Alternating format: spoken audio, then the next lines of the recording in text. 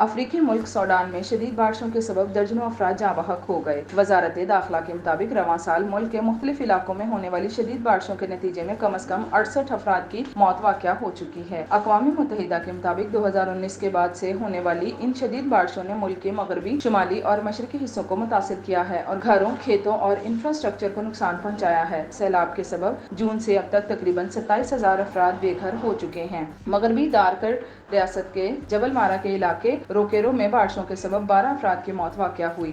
इलाके के रवायती रहनुमा अब्दुल्ला हुसैन आदम का कहना था कि अमूमन जबल मारा में सैलाब नहीं आते, यहाँ बारिश बहुत होती है लेकिन पानी बह जाता है। ये साल मुख्तलिफ है। उन्होंने बताया कि इन लोगों को 9 अफराद की लाशें मिली हैं जबकि 3 अफराद अभी भी लापता हैं। यूं अफ्रीकी मुल्क सूडान में शदीद बारिशों के सबब वहाँ पर लोग काफी परेशान दिखाई दे रहे हैं।